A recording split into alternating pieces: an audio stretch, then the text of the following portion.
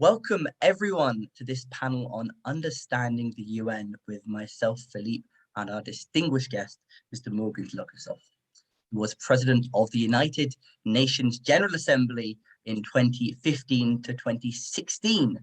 Now, before I pass the floor to him, I want to give him a quick introduction for those of you who might not know him. He is a Danish politician and former minister, first elected, I believe, in 1981, and very quickly taxation minister.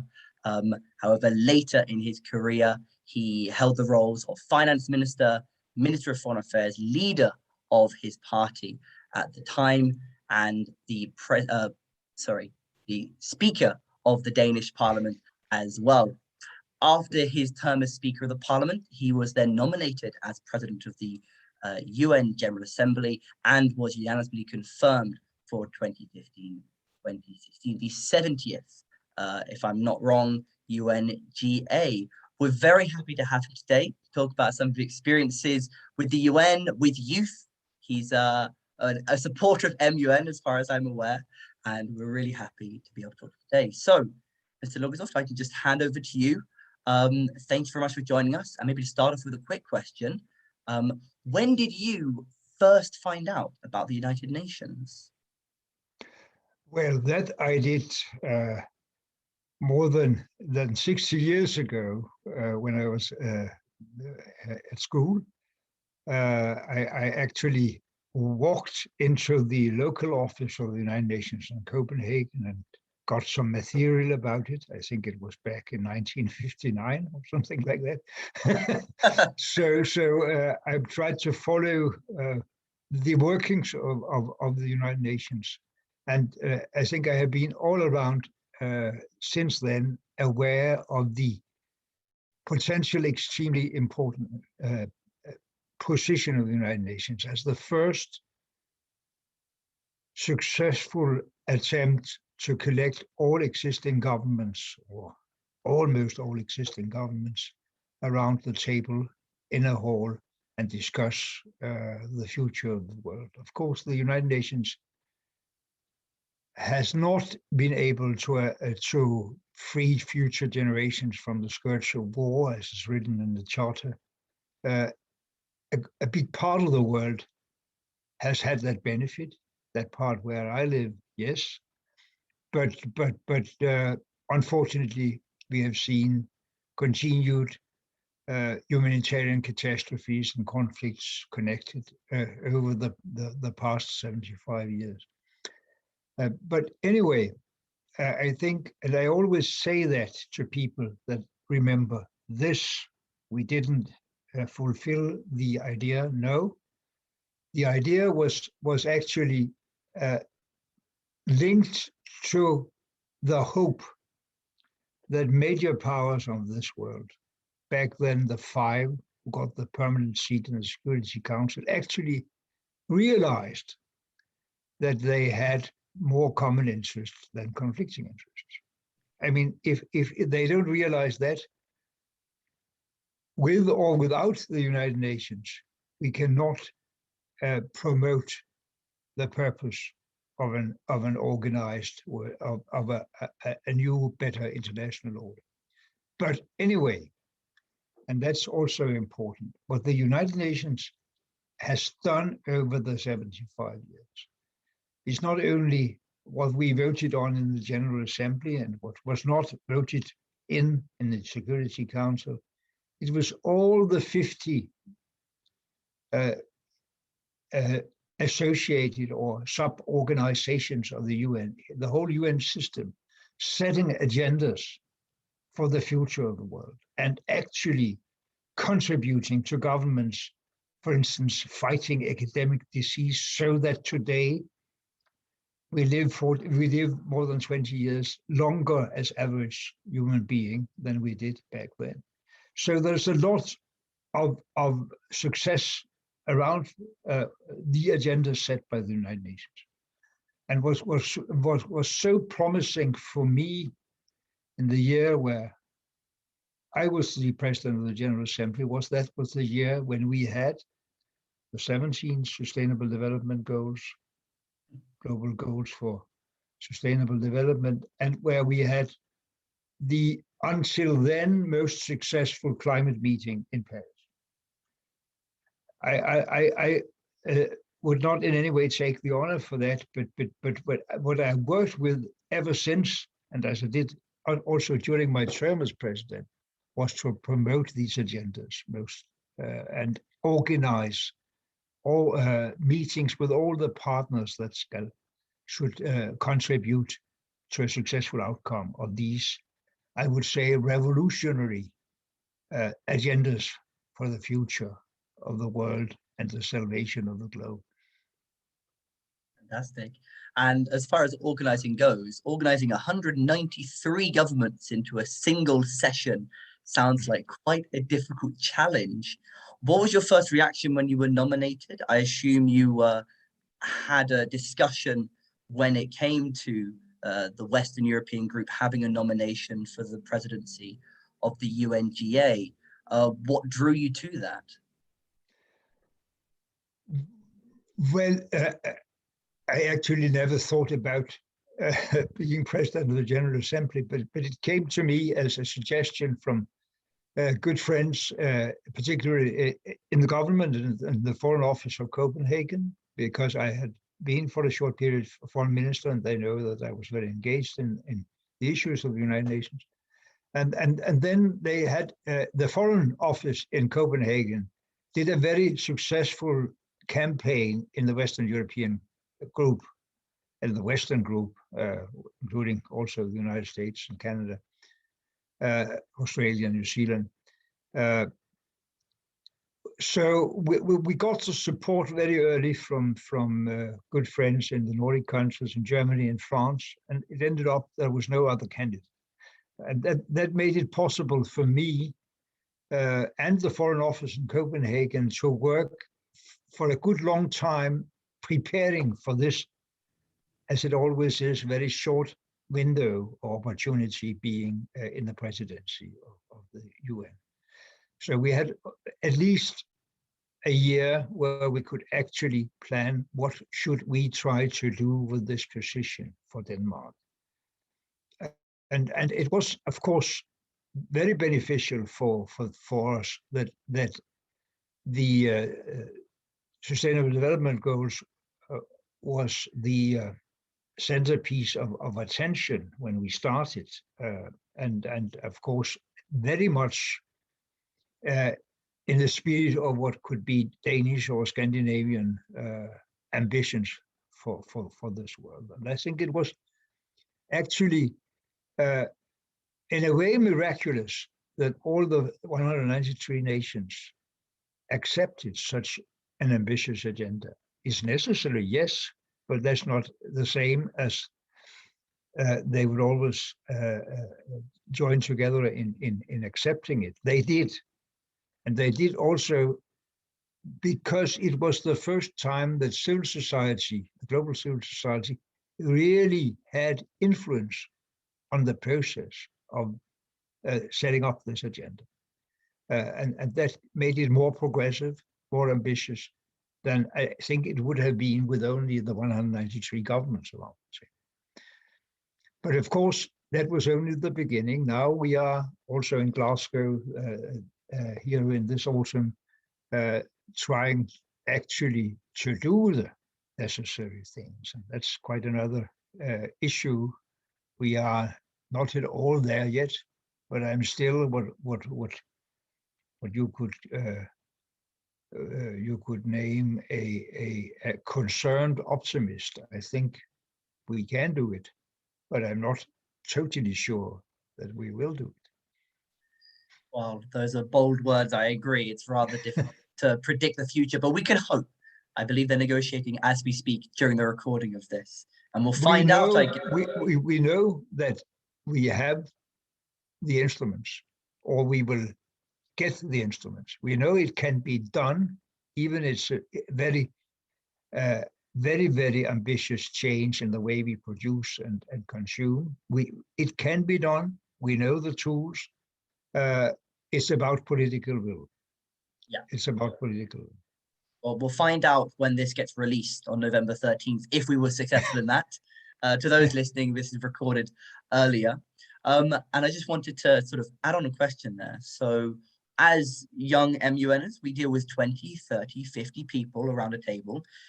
As president of the GA, you deal with potentially thousands from all the different countries.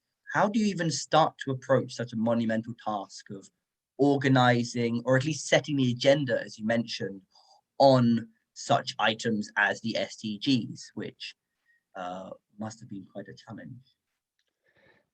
Well, I think I was very lucky to have as my chef de cabinet a good former Danish ambassador who had worked with Ban Ki-moon on climate in the past 3 years before we started. And we were actually able to assemble a wonderful multilateral, multinational team of staff in the office of the President of the General Assembly.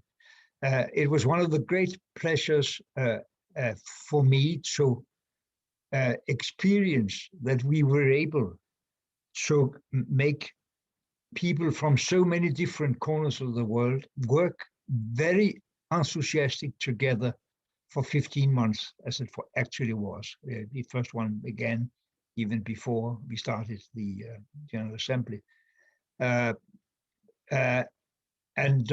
Without that support, of course, I couldn't have done it. But there was also, I think, in a very important issue, we actually managed to change realities for the first time. That was the process of electing the next Secretary General, which has always been something that was settled at a very last moment in a rather dark corner of a room where we only had the P5 or only maybe 2, 3 of them getting together and presenting the candidates as a fait accompli. That was not always a bad thing, but it was a feeling that the the big number of member states didn't have any influence on the issue who should be the most important person for the next 5, 10 years in the United Nations system. Leader of the bureaucracy, appointing leaders of all the sub-organizations and so on, and the political leader, what we could call a prime minister or a president in the state. Well, we managed, I think, in a rather unexpected way, to get the acceptance of a whole new process of what we could call open hearings from all the member states, representatives of candidates for the Secretary General position. And I'm quite sure that that made it rather impossible for the G5 at the end to come up with another solution they may have assessed would be more leaning to their opinions or easier to deal with. We got the best man elected, the present Secretary General, Antonio Guterres. And this process is now an established, open, democratic part of the system of the United Nations. So I think that was an important fingerprint. And that was something I would say we did it ourselves. The whole process of sustainable development and climate was, of course, in many other hands. This we did, but we did it with the support of very, very, very many non-permanent members of the Security Council, actually wanting to establish a more democratic, more open process in the UN. And that was, for me as a Dane, also a kind of core issue about how international systems should work. Reflecting back on that, maybe the SDG goals themselves, how do you try and make sure that what you do is sustainable? For example, you might manage to gather everyone around in 2015 to say yes to the SDGs, to say yes to the new system, the Secretary General, but how do you try and make sure that this is accountable for future versions of the GA, or generally it proliferates throughout the UN itself?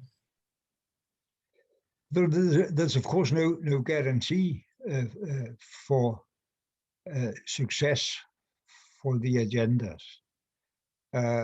I think when we talk about the procedural thing about the Secretary General, no doubt that will be the established fact for all future nominations. You can't put that back in the bottle again. But the big issues on sustainable development, how can we be sure that governments actually act according to what they voted on in September 2015? We cannot be sure. We are not sure. I think that if you should summarize it very, very much, the climate goals as the most urgent of the sustainable development, because if we don't make it in climate, we will not have the resources and the attention to do the rest of the sustainable development goals. But on climate, the most important thing now, as it was back in 2015, is that we have the support from the United States, China, and Europe. I think if they will act more or less in line to promote these goals, the rest of the world will follow. So it's so important that in spite of all conflicts between US and China, that those two, the most powerful, the biggest emitters of CO2, come together, stay together. Because what we succeeded in doing in 2015 was not only the work of skilled negotiators and pressure from civil society, so also the fact that that was the moment where US and China realized that they had converging interests in doing this. And it's the most important issue is, can they still stay on that trajectory? John Kerry, which I came close to when he was foreign minister during my time in UN, is now the climate envoy. And I'm sure for the US, I'm sure he is thinking exactly in that way. And he has already been several times in Beijing saying, well, we disagree on a lot of things, but this we have to do together, because otherwise the world will not manage to do it. Mm-hmm. One of the major supporters you do have, at least, that are consistently there, is civil society organizations, which you outlined earlier. What was it like working with them in the framework of the UN, which is a very member state-driven organization? Right, there is a lot of hesitations around in the world about including civil society in the processes and negotiations. I think it could be even better, but there was, I think, also civil society recognized that there was a movement back from 2014, 2015 towards more open participation of civil society organizations. And I hope that this process is still going on. I'm not following in any detail, but I hope that this process is still going on when you have all the different separate meetings and conferences in the UN system, that you integrate relevant civil society organizations in the system together with the sub-organizations of the UN they actually work with in each and every country. A very good point. It's always difficult, really, because there's such it is. Yeah. And maybe moving on to what many of our listeners are, which is youth. How do you think youth make an impact in the UN? Maybe back when you were president of the GA, but also since then. There's been done a very good work in order to have youth also represented in the progress. We had this, I think you remember that also, this very fine opening session where Malala and 192 other young people stood at the balcony in the General Assembly Hall and gave their message. And I also think that we have seen symbolized since then by Greta Thunberg is an expression of the fact that a young generation is much more engaged in making impact on the UN system, on governments, to fulfill the UN goals than we saw before. She is, of course, the great symbol of that. But I see it in my own country. I see it in many other countries that young generation actually demands that governments, international organizations work straightforward to fulfill these goals, because it's about their future. It's about their life. My generation will be away before the big catastrophes if we don't act. They will not.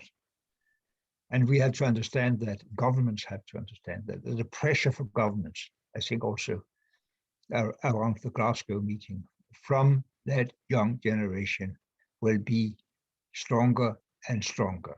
We have given them a valuable tool to organize and demonstrate with the Sustainable Development Goals and the climate agreement. Mm-hmm, mm-hmm. Obviously, with COVID, many people are worried that there's been a delay in the SDGs fulfilling. Do you think that might have an impact, or do you believe and hope that the UN will be able to get back on track with the goals that you pushed so hard for?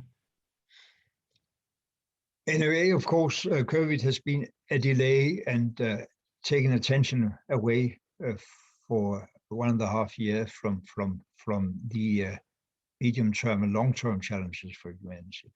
That's a fact. But COVID is hopefully also increasing the understanding of we had yet another existential threat we can only meet with stronger international cooperation.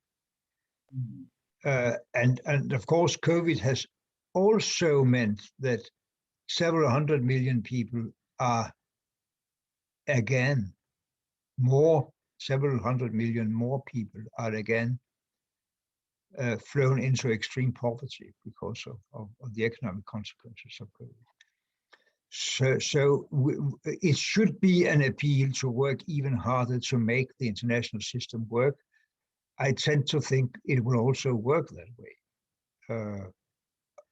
All too slow, as with the implementation of the Sustainable Development Goals in general, but at an gradually increasing speed, because we have a young generation, a strong civil society fighting for it. And in democracies, politicians will, of course, do more of the right things if they know their voters understand what the right things are. That's a very good point. That's another point, that this may be the most important point about a strong civil society. Politicians should not think, well, there is a contradiction between winning the next election and saving the next generation. They should know that their electorate knows that there is a necessity for them acting to save next generation if they want to win next election. exactly, play the political game, as it were, and make sure that it's the right direction. Yeah. Yeah. Within that, is there anything that you think youth can specifically do to promote that? Many of the people listening to this will not be able to vote. Maybe they can vote later, maybe they're active, but especially it feels sometimes that there's so much of the world happening without us. Any maybe words of wisdom on how you think that we can stay active in these fields to make sure that the pressure isn't let up? I think part of what has to be understood is that we're fighting for a better world in a very unequal world. Mm-hmm. Inequality between nations, inside nations, people being rich or poor, people being powerful or not powerful, has intensified. And there is a huge fight to be taken to contain the, so to say, autonomy of the super rich companies and super rich people in trying to govern this world. That politicians, international organizations, international agreements make sure that they behave for a sustainable development, that they pay taxes to pay for the investment in a sustainable infrastructure in our world, that we fight against tax havens and so on, and that we have to promote more equality and more social cohesion nationally and internationally if we should be able to convince people about, for instance, the necessary changes that climate change will demand from us. So there's a lot of and that's the whole understanding here. There's a lot of things together connected. There's a lot of fights to be taken also about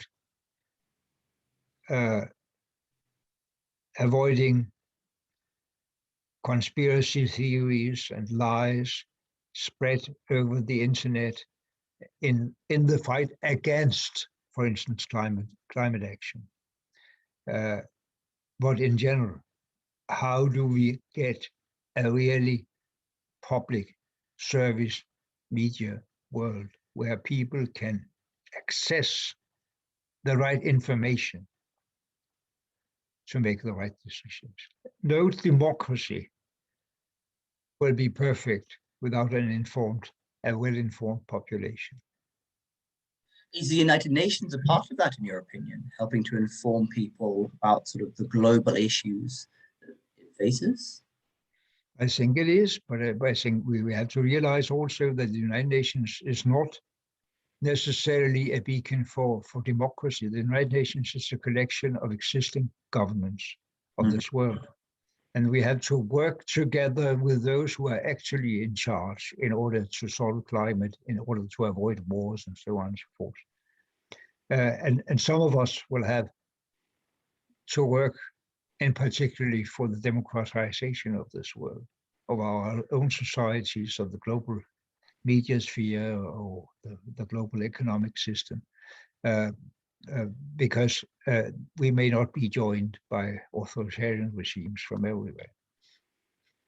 That's an interesting point. That was a question actually that was raised when I was going to discuss and talking to someone, to yourself. How do you deal with a situation where you are frankly aware that as one of the members you're tackling here is an authoritarian dictatorship? They are actively pursuing policies that might be might be hurting their people, yet you still have to work with them. How do you try and tackle that in a debate of 193 countries? Well, there is no easy answer here, but one of my more optimistic observations from working in the UN system, working with ambassadors from all these 193 countries, is that even the most authoritarian, not sympathetic regimes often have good, skilled, and well, you can see people with good sentiments and ideas in the UN system. There are ambassadors working for systems maybe you and I would think are bad systems, at least very authoritarian, non-democratic systems. But they also often have a constructive agenda for working for a better world with at least no conflicts, no climate change, and so on. And that's the way you have to look at it. You have to identify the unavoidable common interests in this world. Mm-hmm. I mentioned the connections between US and China. Yes, there are big differences. There are systemic differences. There are fights. One is upcoming. One is maybe declining as a superpower. All that. But if they don't find out that they have more common interests than conflicting interests, we may be walking unaware towards the Third World War. Not that I think it's an urgent threat, but it could happen if we only build on the promoting the conflicts of interests. It could add up to something we cannot manage at all. So that's why I always say, yes, of course, the Human Rights Commission and so on have to confront each and every government with breaches on UN conventions and human rights. But at the same time, we have to work together with those who are actually in charge in this world. Mm-hmm. Now, Denmark was, of course, one of the founding members of the UN. It also was one of the victims of the aggression in World War II. How do you think that in the 75 years since the UN's been here, it needs to change to avoid any possibility of the future of World War that you mentioned? Sad we're already going into the concept of a World War, but it's on everyone's mind. The UN wasn't necessarily there to deliver us from, wasn't necessarily there to bring peace, but deliver us from hell, I think is the famous quote. Does the UN have to change to do that? Well, it would be extremely important if the stalled negotiations on weapons control and disarmament could make some progress. There is a little hope with President Biden and President Putin actually agreeing on starting negotiations on some of the agreements that were nearly dying during the Trump period. But we have to use the UN system. All we, the small countries, the small member states, have to join hands in pushing the big ones towards real negotiations on weapons control. We were better off in the years around the end of the Cold War about weapons control than we are now, and that's a dangerous situation. And it's not only about the US and as it was the Soviet Union now, it's about the US, China, and Russia in particular, reaching agreement of some limitations in their development of new weapon systems and more dangerous weapon systems. And then we have the whole challenge of cyber war as an not so bloody but very, very destructive possibility if great powers crash against each other. And we have to have a much better regulation of that to avoid a cyber war situation also, because it will be a breakdown of big parts of our present civilization if we have such a one. Truly. You mentioned about sort of all the smaller countries joining hands, and as whilst you're a foreign minister and whilst you are the president of the UNGA, how do you try and talk to power, as it were? It shouldn't be talking to power. It should be talking on an equal level to other member states. But much like in MUN and in the real UN, power dynamics are there. How do you speak up and say, you must stop this, we must weaponized, for example?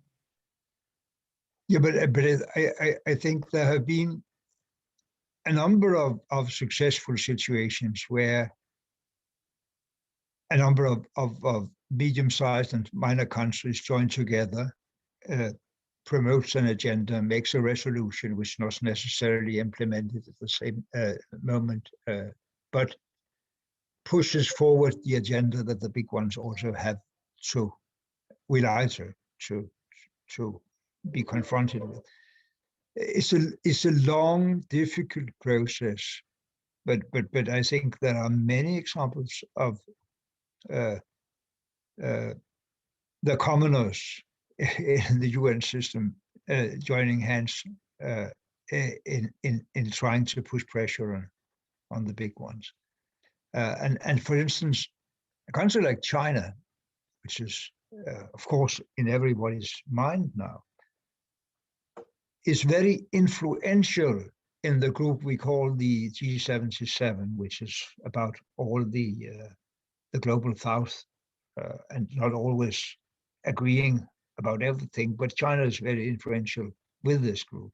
It's called China, the G77 and China.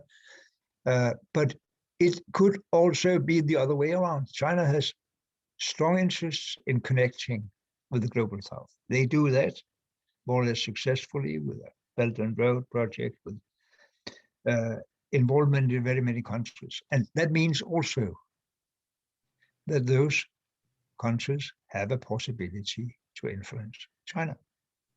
As we, the members of NATO, should not only be trustful allies to the US, but also be the ones saying to the US what we think should be done in relaxing relations between US and China and changing the global international order so that it can be more effective, but also include some of those who feel that they are actually having too less influence, including China and other upcoming economies, in the old international system we have built since World War II. And in the last 10 minutes, I maybe want to go back to your experience as UNGA president. And I actually had a question that just came up from now, which was, what was your most enjoyable time working as president across the year? What made you enthusiastic during the mandate? Well, there were a number of very good situations. Of course, the very moment where we had the decision on the Sustainable Development Goals, were in the very beginning of my term as president. But we also had, in this process of opening the process of selecting the new Secretary General, I did something which was not seen before, by inviting to a global election campaign for the candidates on television, globally, transmitted by Al Jazeera, but open for every other television channel that wanted to use it. And that's about the first time in UN history where we had an open election campaign in the system. And that I think was a kind of success for the openness. I remember the then Russian ambassador to the UN, Churkin, with whom I had several discussions on this. who came to me and said, when did we accept this? I said, oh, well, it was a kind of consequence of the openness we discussed with the hearings of candidates and so on and so forth. And he said to me, we don't do that again. And then I said, yes, Joaquin, I think we should have a new one on Russian television. That'll be very interesting to watch. And that ended the discussion for that moment. But it was maybe also,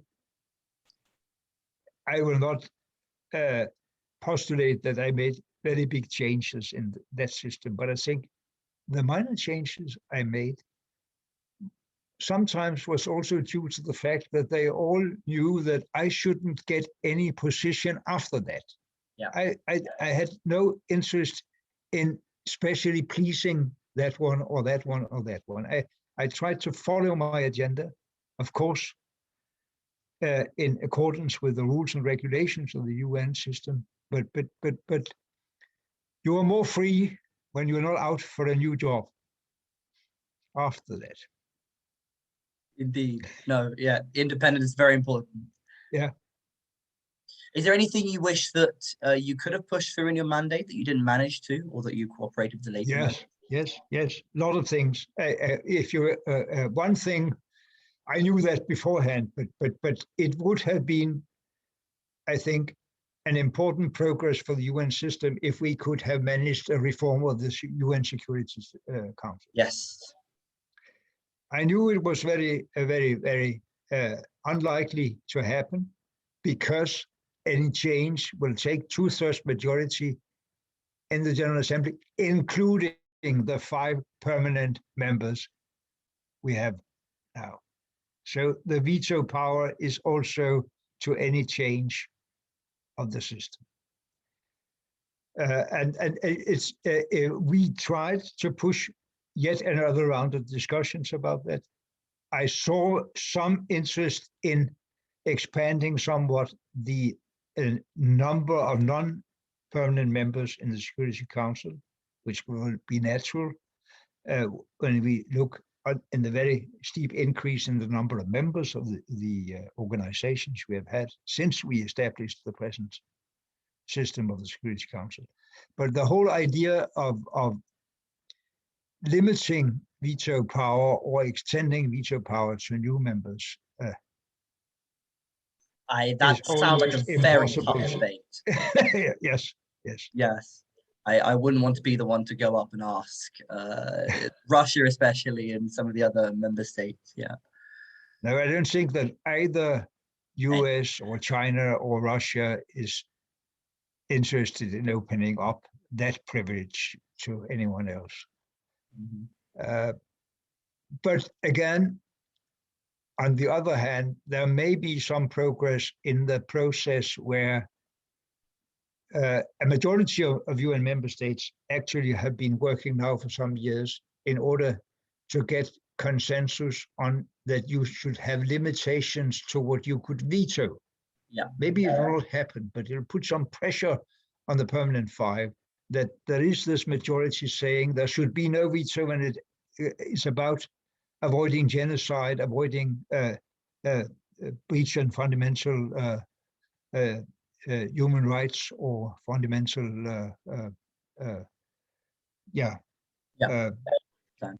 so there is a pressure in order to get the Security Council act more according to the intentions of the US Charter and the UN Charter. And some of the things that I managed to do in this process, for instance, so opening up, also had to do with the commoners in the General Assembly giving a little more authority to the President of the General Assembly because they are so impatient with the Security Council. Mm. So that's an interesting constitutional small movement in the system, which I think present and future presidents can benefit on. Most certainly. So for the last few questions, I just have two questions left, really. The first one is sort of almost for those listening. Much like yourself, as a young boy walking into the UN office in Copenhagen, how do you think young people should learn and get to understand what the UN does? What's the best pathway, you think, nowadays to really get involved and engage with the UN as strongly as possible? Where you have those in high schools and other educational institutions around the world, you have these role plays on the UN MUN, system. yeah. Yeah, you have it, and I think I met many times with young people that were engaged in this, and I think for many it's maybe the best way of actually making young people interested in going the UN way, joining one of the UN organizations, taking part in the work nationally or internationally in what the UN is doing. So it's a very, very important education process. And I have seen very many young people already moving from taking part in that and being at the headquarters of the UN. Oh, did you ever partake in a simulation yourself? No, I don't think even it wasn't even invented back then. It was very new. It was only in the US, I believe, in around those times. But, no, that's what we're here to promote. Amazing. And my very last question, which is something that I personally like us in these events, is what are you hopeful for at this present moment, looking forwards in the future? My sincere hope is that we use this organization, which in itself is a step forward for civilization, because all governments are obliged to talk to each other, that we use that to take much more decisions that actually can contribute to a peaceful and sustainable world with a stronger international order working, respected around the world. That was the whole idea of the UN Charter. And we have to get back to that, dealing with the new and then unknown existential challenges like climate change as well. Well, Mr. Mogens Lykketoft, thank you very much for joining us on today's World MUN Day. We hope all of you who are listening to this panel enjoyed it. Please do follow Mr. Lykketoft on his Twitter. I believe you're rather active. Yes. Yeah. But maybe too much in Danish. I'll try to be more in English as well. Well, any Danes listening, definitely follow, and for others as well, please do look into the wonderful work that he's done over the past decades. Please do follow the rest of today's events, and we wish you all a good day. Thank you. Thank you so much.